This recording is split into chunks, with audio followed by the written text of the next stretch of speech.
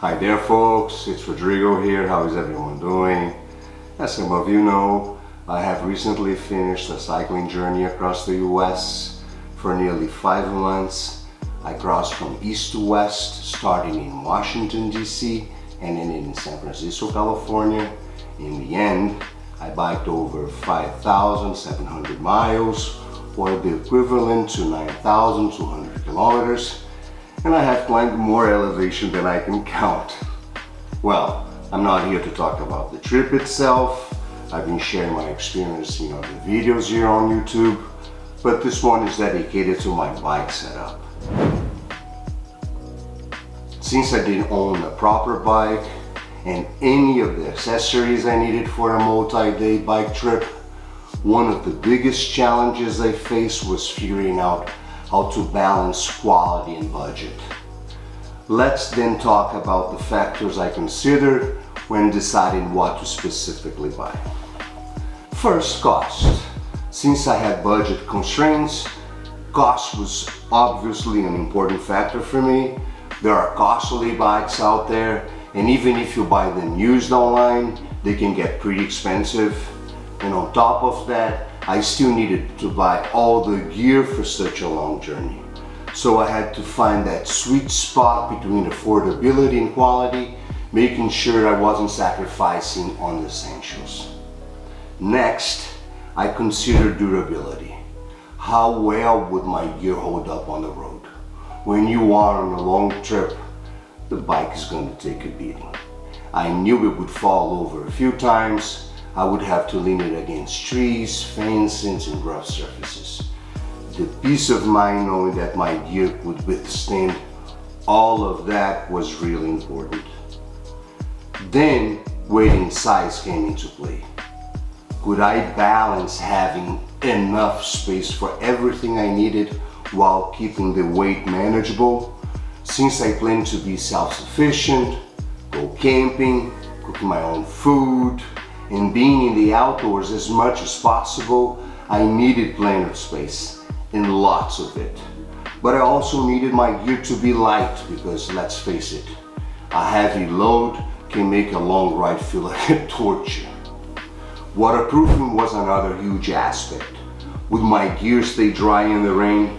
I knew that I would be exposed to the elements and I would go through some thunderstorms, heavy rain, or just deal with lots of humidity on some hot summer days. Making sure that all my clothing, sleeping system, and camera gear stay dry was absolutely crucial. And finally, handling. How easy would it be to manage my bags and panniers while cycling? I wanted to have bags and panniers that were easier to use, attached and detached from the racks, so I could take them inside of the tent at night or just inside of a grocery store, to easily fold and unfold, to have quick access to all my stuff. I needed everything to be accessible and convenient.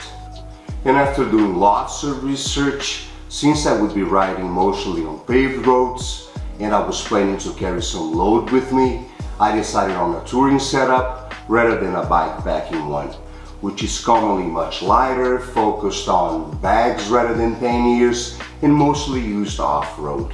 Considering all the gear I was planning to take with me, as well as the amount of food and water needed on a daily basis, I decided to buy a set of racks, panniers, and bags. Here's the breakdown of my touring setup. In the front, one rack, two 12-liter panniers, one 5-liter handlebar bag, two cup holders. For the frame, one 1.3-liter frame bag and one 1-liter top tube bag. And finally, in the back, one rack, two 20-liter pannier and one 31-liter duffel bag. I'm glad I chose a touring setup instead of a bikepacking one, and I'm saying that because I had trouble fitting everything I wanted to take with me. Besides clothing, food and water, I was carrying all sorts of camping gear, which included a tent, sleeping bag, a sleeping pad, a portable stove and cooking utensils, water treatment system, and so on. Also, because I plan to go hiking and backpacking along the way, I even took a backpack on top of the duffel bag, which was a mistake I fixed halfway through the trip. So the $1,000 question, how heavy was I when I started biking? You won't believe it. After all the wrecks, panniers, bags and so on, I started cycling with the bike fully loaded, weighing around 200 pounds. Listen, honestly, I don't know how I did it, how I managed to cycle for so long, carrying so much weight. Only when I got to Illinois, before tackling the Ozarks in Missouri, that I sent my backpack and many other items back home. After that, I was cruising with a setup averaging 145 to 155 pounds, depending on the day. Honestly, my setup ended up being a bit too heavy. Since the Trans-America runs mostly on paved roads, I could have used a lighter bike and carried fewer panniers and less gear. But again, it all depends on what you want to do, right? For me, I wanted to spend lots of time in the woods, go camping, cooking my own meals, carry lots of camera gear and equipment to document the trip. So a steel frame bike, more reliable and sturdier, having a touring setup filled with space for all my gear was perfect for my needs. I have to say that the experience riding my bike with this setup was incredible though. It felt a bit heavy, yeah. It definitely felt like I was riding a tank or a motorcycle, but it was so smooth and stable, even with all the weight, or when I was riding on an even pavement, it felt incredibly comfortable and my performance wasn't compromised at all. Now, if you're thinking about a multi-day bike trip, here are a few final things I recommend considering before choosing your bike, bags and accessories. What kind of terrain you'll be mostly riding on. For mostly paved roads, a road bike would work, but if you're going off-road, a gravel or a mountain bike might be more suitable.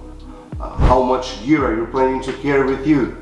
The amount of gear you take will determine how heavy the ride will be and the amount of space you actually need. Are you camping, staying in hotels, or a mix of both? If you're staying in hotels and eating out, you won't need as much gear so you can save some space and weight. How comfortable and maneuverable do you want your bike to be when loaded? That's something also important to take into account. Alright, that's it for today, folks.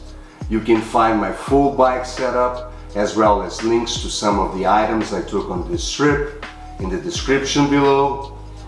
I hope this video was interesting and provided information to help guide people before embarking on their own adventure.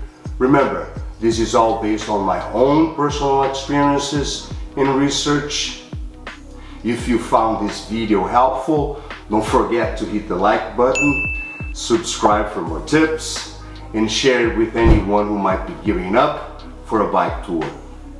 And hey, if you have any questions or thoughts, or want to share your own experiences, drop a comment below. I would love to hear from you all and help out however I can. Thanks for watching, and I will catch you on the next one. Ride safe, folks.